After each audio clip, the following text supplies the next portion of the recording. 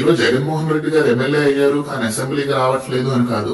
ముందు మీరు రాష్ట్రంలో ఉండి మీ పంచాయతీరాజ్ శాఖలో ఉన్న పెండింగ్ ఫైల్స్ కి సాయం చేసి రాష్ట్ర ప్రజల తరపున మీరు పోరాటం చేసి, లేదా అధికారంలో ఉన్నారు పోరాటం చేయలేరు కాబట్టి రాష్ట్ర ప్రజలకు మంచి జరగాలి అని కోరుకోండి.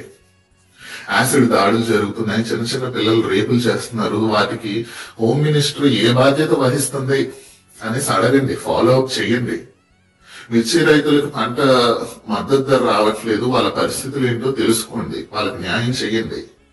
గ్రూప్ 2 విద్యార్థులు రోడ్డు మీదకి వచ్చి ఎందుకు ధర్నాలు చేస్తున్నారు అని తెలుసుకోండి, వాళ్ళకి న్యాయం చేయండి. ఎందుకంటే మీరు పార్టీ పెట్టిందే ప్రశ్నించడానికి కదా పవన్ కళ్యాణ్ గారు.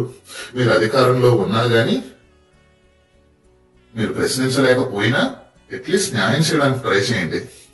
అంతేగాని టెంపుల్ టూర్స్ అని మీరు ఎప్పుడో 25 ఏళ్ళ తర్వాత లేదా 20 ఏళ్ళ తర్వాత నాకు ఈ మతం ఉపయోగపడుద్ది, నాకు ఈ రాజకీయం ఉపయోగపడుద్ది, నేను ముఖ్యమంత్రిని అవుతాను అనేసి ఇటువంటి రాజకీయం చేయనవసరం లేదు.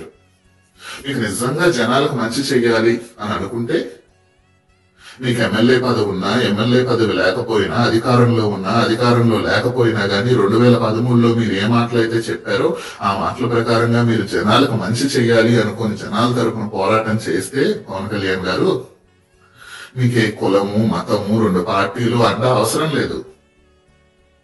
మీరు ఒక్కరిగానే ముఖ్యమంత్రి అవ్వగలరు ప్రజల తరపున మీరు పోరాటం చేసిన రోజు. కానీ అలా కాకుండా మీరు జగన్మోహన్ రెడ్డిని ఓడించడానికి, వైసీపీని ఓడించడానికి, లేదా మీరు ఎమ్మెల్యే అవ్వడానికి, మీ పబ్లిసిటీ కోసం, మీరు జనాల్లో ఉండడం కోసం, మీరు దేశ రాజకీయాల్లో చక్రం తిప్పాలి అని ఆరాటపడడం కోసం మీరు చేస్తున్న ఈ రాజకీయం మీకు ఏ కోసానా ఉపయోగపడదు.